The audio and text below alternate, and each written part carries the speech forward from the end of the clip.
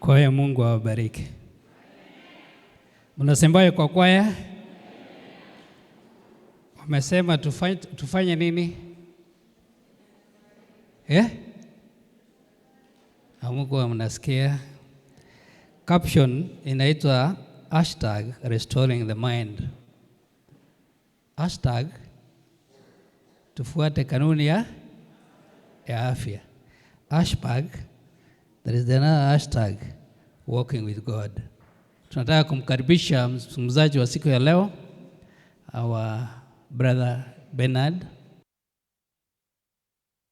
Nani pamoja nami anamkaribisha? Karibu. Remember the hashtag.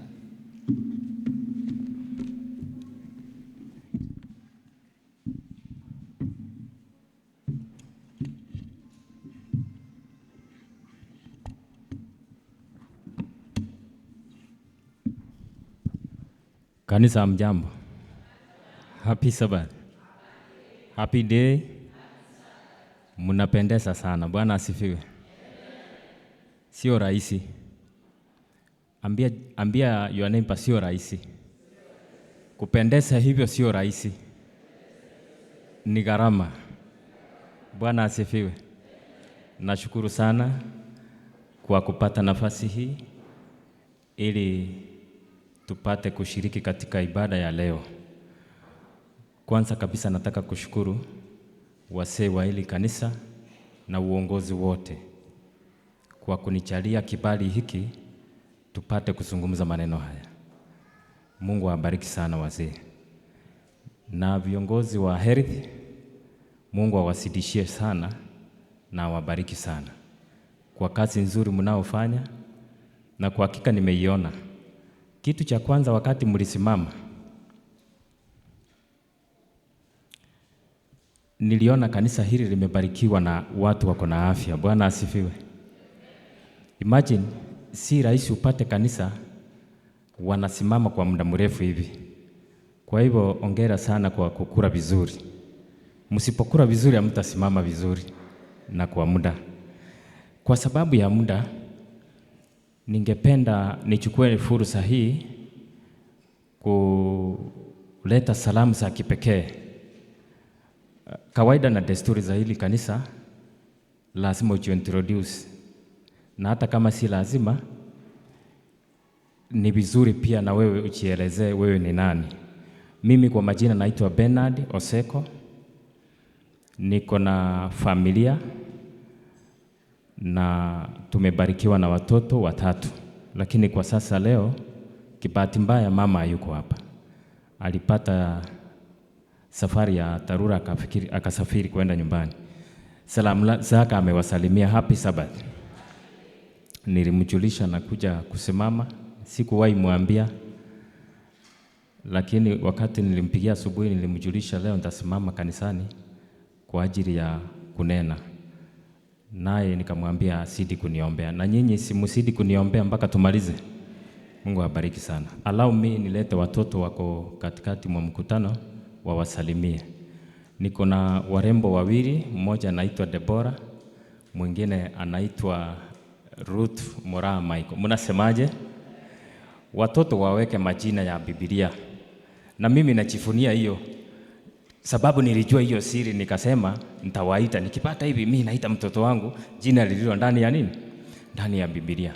So muniombee sana au wasichana wasimame vizuri na wamtumikie Mungu. Bwana asifiwe. Mama alienda na kijana anaitwa Samuel, wako nyumbani. So wako hapo wawasalimie ama Deborah na Ruth.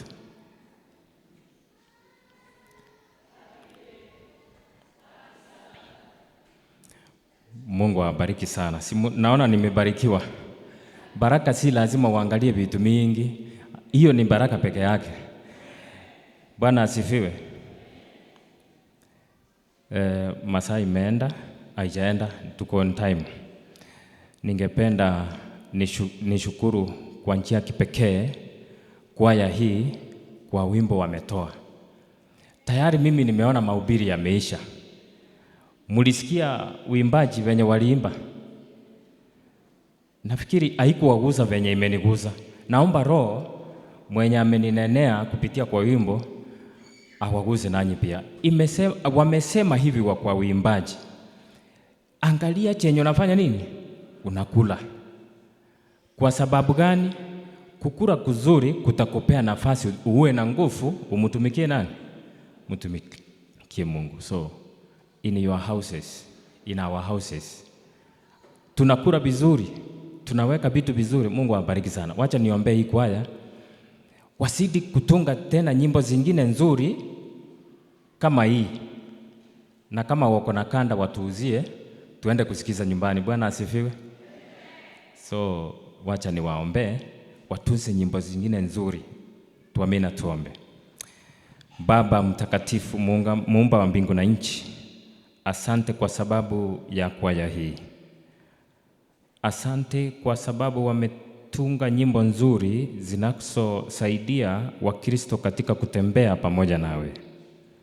Wasaidie tena zaidi, wawe na roho ya ubunifu, wakalete nyimbo zitakazo tuosha, zitakazo Mungu wetu kutusaidia ili kusonga karibu na wewe. Na tunaponena siku ya leo, ninaposhushwa inuliwe katika jina la Yesu Kristo tumeomba na kuamini. Amen. Walking with God. A walk with God. Kutembea na nani? Na Mungu. Msomaji, nani msomaji? Nani atatusomea Biblia? It becomes a challenge when a speaker anachisomea. Huwa ni vigumu sana to manage time, and because we want to finish in time, msomaji achukue Biblia na tunene kulingana na mapenzi ya Mungu. Walking with God, it's not easy. Kutembea na Mungu si rahisi, inahitaji maelewano. Amos 3:3 tells me that two will never walk together unless they do what? They agree. You cannot walk with a friend if you have not agreed in some things. Amos 3:3 tells me that you have to walk with somebody whom you have trusted, whom you have given a chance akukaribie na muongee pamoja na yeye. Tuliposoma Mathayo 22:14, maandiko ilisema, mwalimu sema, so we must walk with God after we make agreement with him. That's why wakati mtu anapatiswa, kabla abatiswe, kuna force wanachukua na pastor na wasomea. They are very important for a Christian. That is the agreement you are making with this God. Inasemaje mwalimu? Mathayo 22:14, kwa maana waitwao ni wengi, bali wateule ni wachache. Wana wa Mungu tumeitwa sisi wote, kanisa limejaa, lakini ni wachache watakaorithi ufalme wa Mungu.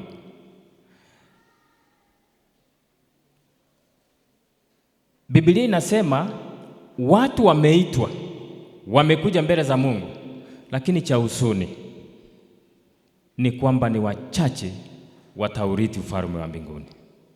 Hiyo kitu inanihuzunisha, hiyo kitu inanifanya na kufa moyo, kwa sababu napoangalia umati kama huu umejaa kanisani hivi, ati kwamba there are very few, only a small number will get salvation. Only a very small number will enter heaven. So my brother and sister, fight. That's why Paul is telling us, fight a good fight. He has fought a good fight. Nawe pia pigana vita vizuri. So walking with God must reflect a character of God. You must reflect a character of God when you say, mimi natembea na nani? Natembea na Mungu. Exodus 34 verses 29. When Moses came down from the mountain, his face was radiant. Sura yake ilikuwa inang'aa. But there is one thing yeye hakujua. Maandiko inasema he didn't knew that he was shining. He didn't knew he was radiant. His face was radiant. Mwalimu inasemaje? Kutoka 34 mstari wa 29. Hata ikawa Musa aliposhuka katika mlima Sinai, na zile mbao mbili za ushuhuda zilikuwa mkononi mwa Musa.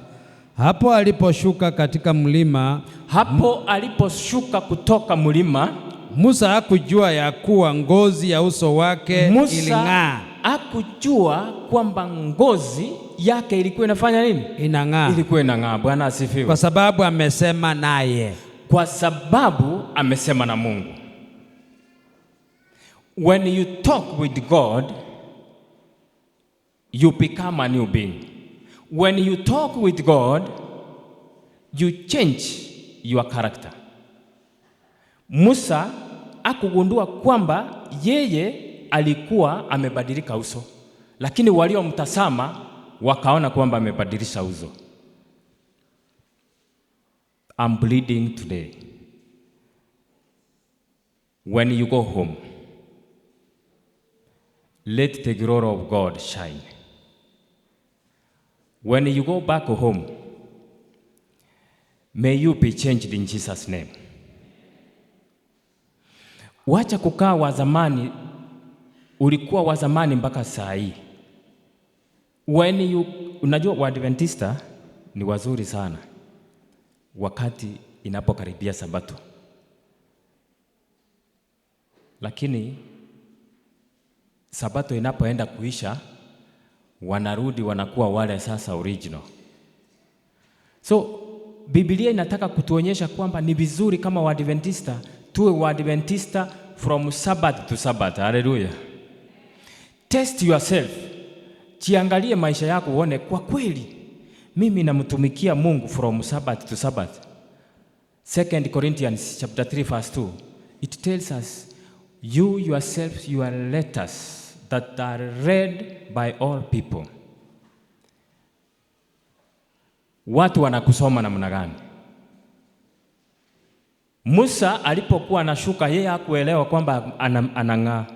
Don't let yourself talk about you. Let people talk about your Christianity.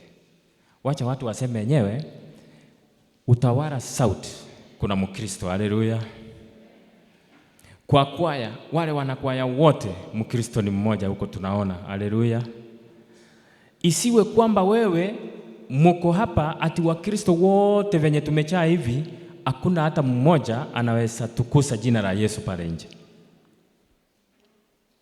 Unajua watu wakisikia Sabath ni ya health, wao wanaanza kufikiria mhubiri akisimama ataanza kunena mambo ya ulaji, mambo ya kufanya nini? Sorry? Kuna point nataka uongee, hiyo umesema. Amen. Kutokula machani. Hiyo ndio wanafikiria wakisimama wataanza kutuambia machani na ingine nini ingine tena? Yeah? Nyama. But today tunaenda kuangalia kitu moja. Spiritual health.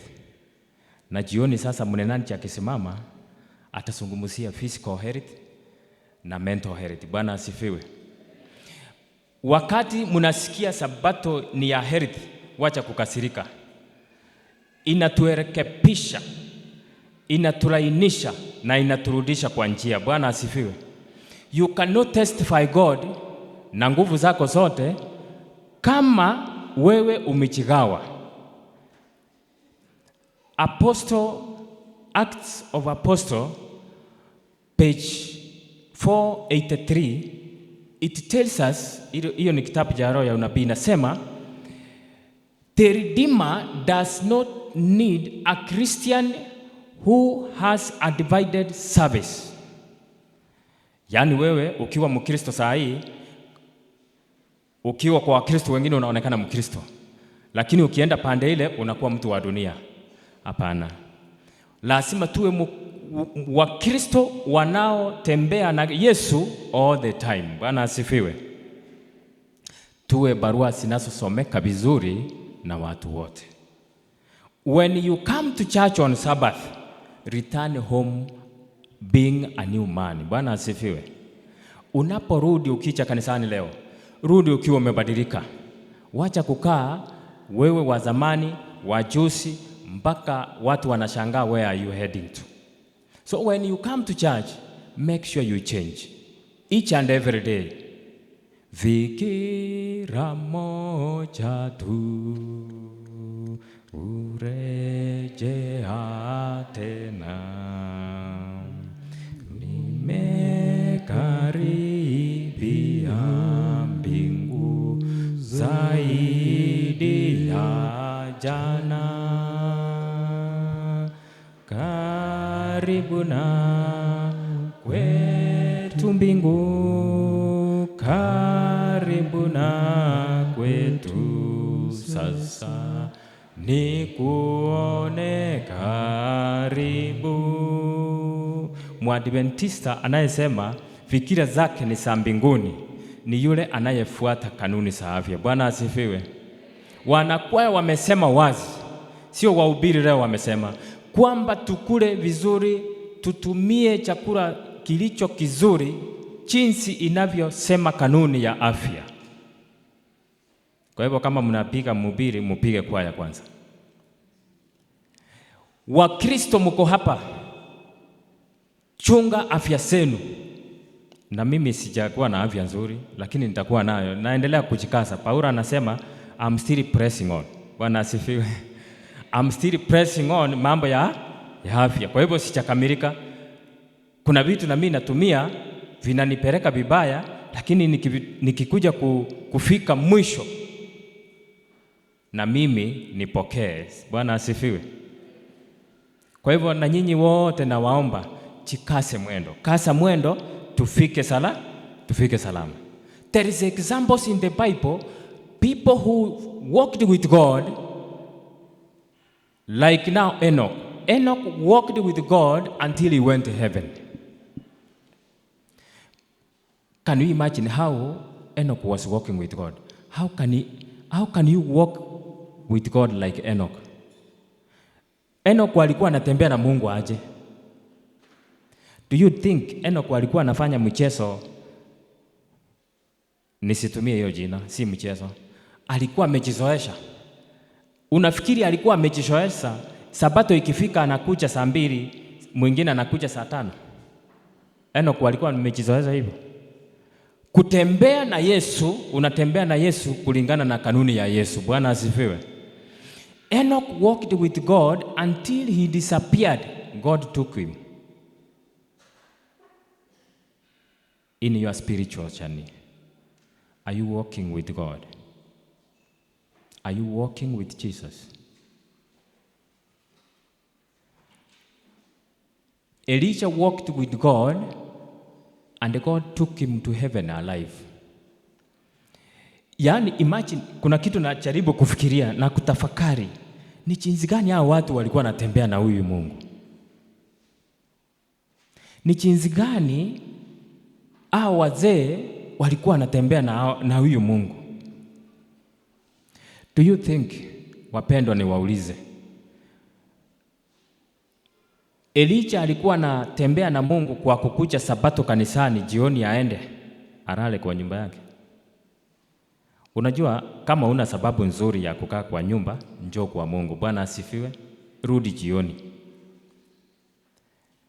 Paulo anasema Waibrania 10:25, msikose kukutanika kama ilivyo desturi. So coming to church is also important. Funny enough, jioni watu hawarudi. So leo mko hapa na wauliza ni afya nzuri ya kiroho wakati maybe wewe urudi jioni. Tafakari hiyo, jifikirie, ujirudie. Kama una sababu inakusukuma mpaka unaenda, but let me hope tunapotoka hapa na turudi jioni, labda uko na ugonjwa, labda umelemewa na shida fulani, labda kuna kitu kinakusukuma, lakini isiwe ni kwa sababu ya starehe zako. So tukiwa na afya nzuri, lazima tutembee na Mungu jinsi hao wazee walivyofanya nini? Walivyotembea. Tupe moto wa uhai uliowaka zamani, kama ongoza juu wazee watakatifu. If we walk with God faithfully, God will come soon and take us home. Hallelujah. If we walk faithfully and trust this God, Mungu atakuja na atachukue nyumbani. Sisi wote tunamngoja Yesu, lakini kuna vitu katika maisha yako inakusuia. Mathayo 26 mstari wa 73. Petro walked with God 3.5 years. Petro walked with God 3.5 years. Sasa mstari wa 73, maandiko inasema watu waliokuwa wamehudhuria mkutano, they came and told him, wewe ni mmoja wao, walikuwa pamoja na nani? Na Yesu. Kwa sababu gani? Kwa sababu hata usemi wako wa kutambulisha. Anza vizuri mzee. Punde kidogo wale waliohudhuria wakamwendea wakamwambia Petro, hakika wewe nawe mmoja wao, kwa sababu hata usemi wako wa kutambulisha. Bwana asifiwe. Hata usemi wako wa kutambulisha. When you walk with Jesus, you become like Jesus. When you walk with Jesus, you will eat like Jesus. When you walk with Jesus, you will dress like Jesus.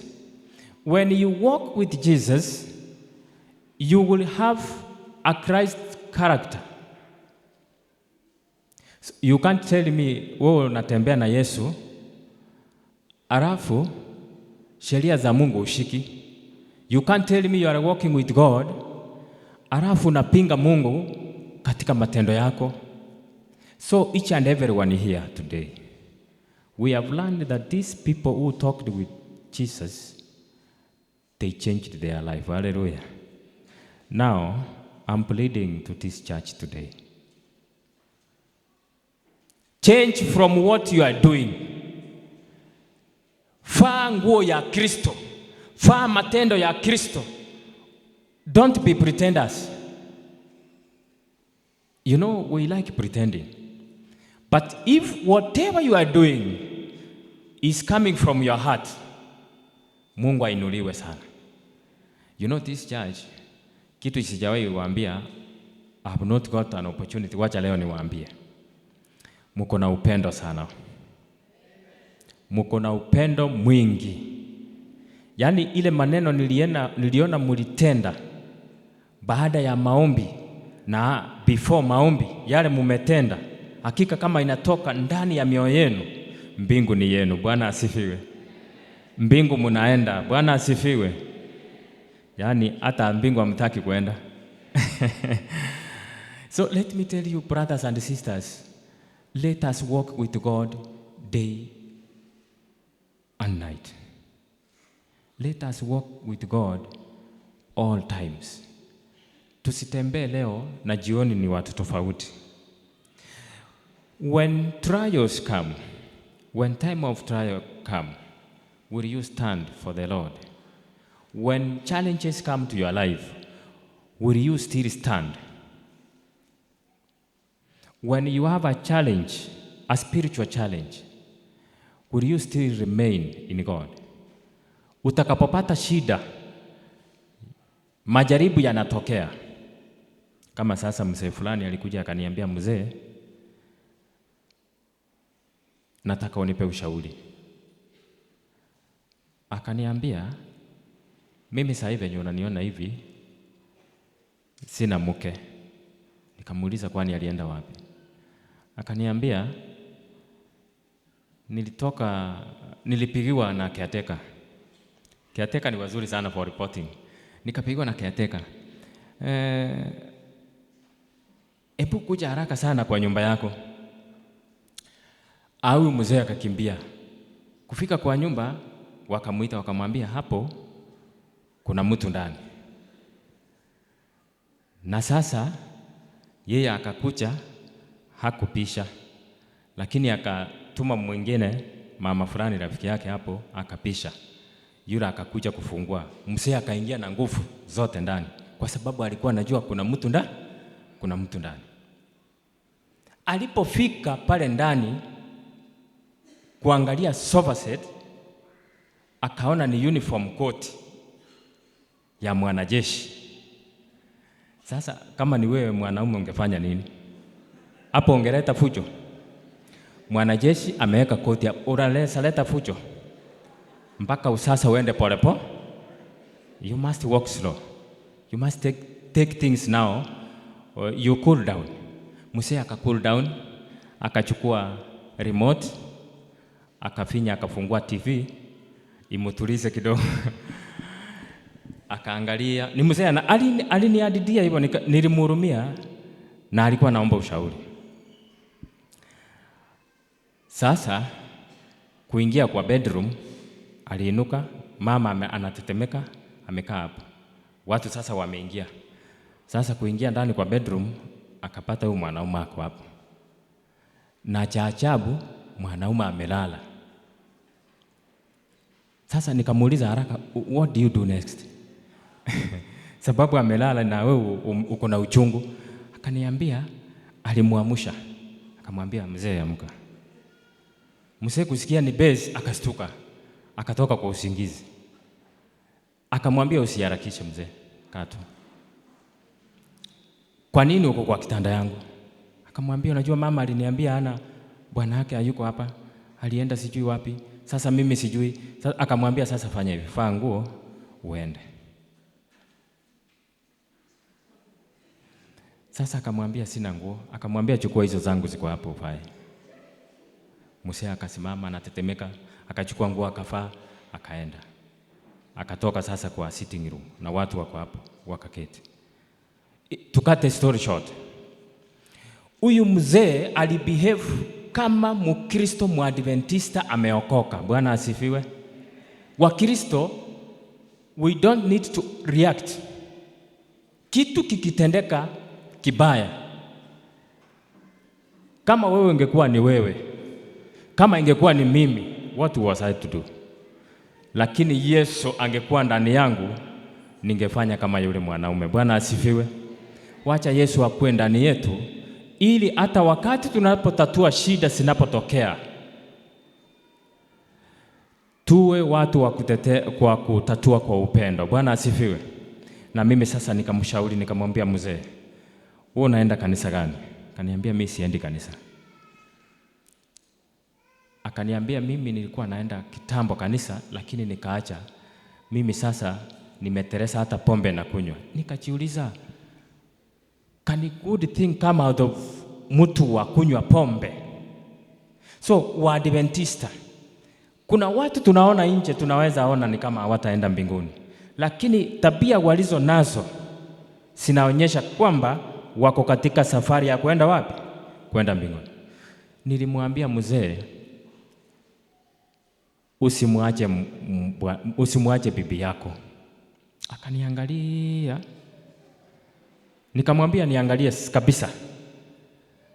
Ndio maana umekuja ushauri kwangu. Si umesema mzee nikusaidie na mimi ni elder na umeniita elder mzee wa kanisa. Sasa ndio hiyo nakwambia. Hiyo ndio ushauri wa Yesu. Akasema hapana, mzee kama ni wewe ungefanya hivyo. Nikamwambia ningefanya mara 2. Hata ningewapea chakula wakule kutoka kwa fridge, ndio sasa niwaombee waende. Mzee umedanganya. So let me tell you brothers and sisters, when challenges come, how do you handle them? Will you still stand? Kristo inuliwe.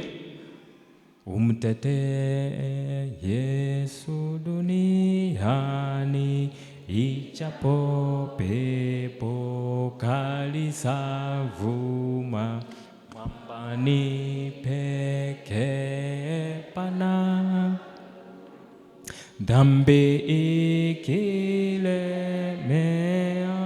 tusimame imara katika mwamba wa Kristo peke.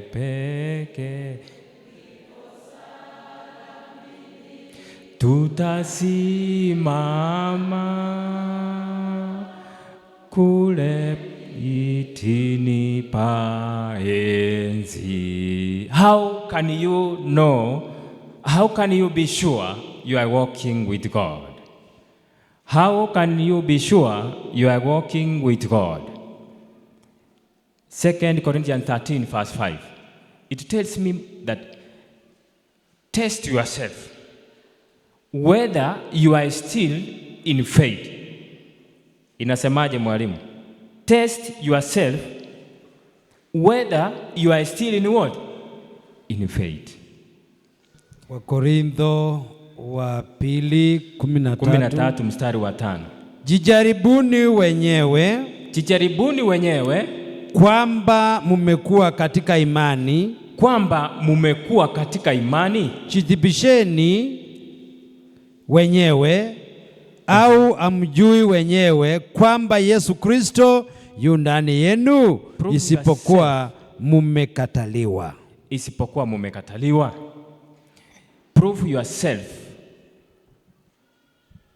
if Jesus is in you. Prove yourself whether you are walking with the Spirit of God. Hiyo sio Mungu anakuja kukupea mtihani, jipee wewe mwenyewe. Wakati wewe ulikuwa unakasirika na ukaingia katika hili kanisa, usahau unakasirika kazi. Bado are you still in that temper? Try to make your life change step by step. That is spiritual health. Jana kama ulikuwa unakasirika, leo punguza. Kesho punguza kidogo, kesho ingine punguza. Ndio maana Daudi Mungu anasema alikuwa anampenda. Kwa sababu gani? Yeye akipata amefanya dhambi, anaomba msamaha.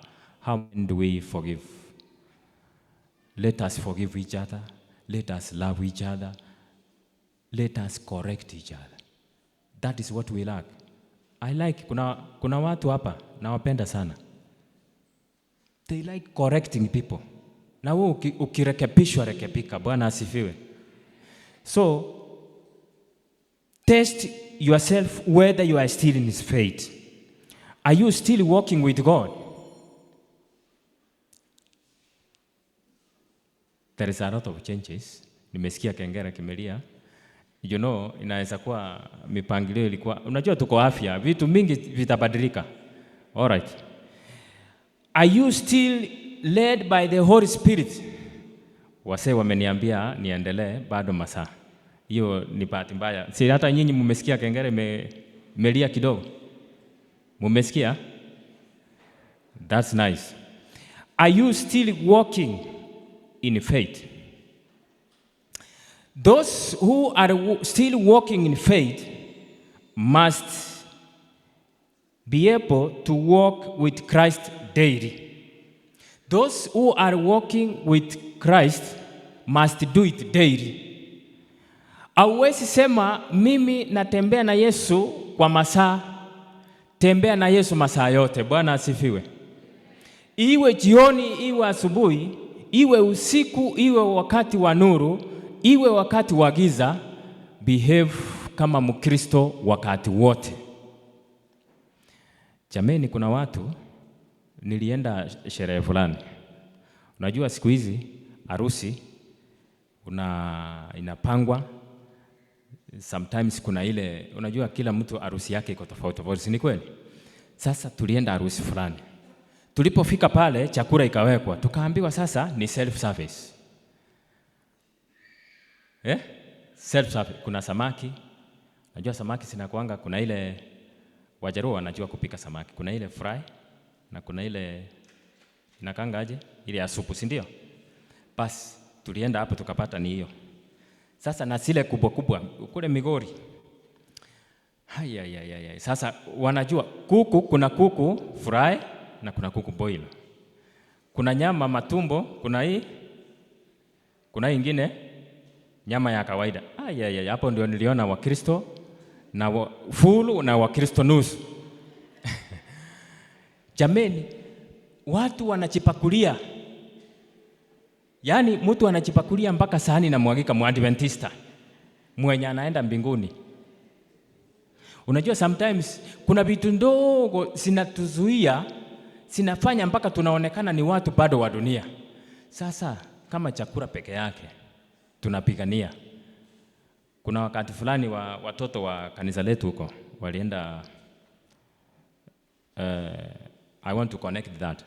Walienda Kamburi. Yaani walipigania chakula, watu walikuwa kwa hiyo Kamburi, walipigania chakula. Kuna juice watu hawajawahi kunywa. Kwa hiyo harusi niliona vituko. Wale watu nilikuwa na heshima, wanajiheshimu, wako watu wana contented. Paulo anasema be content.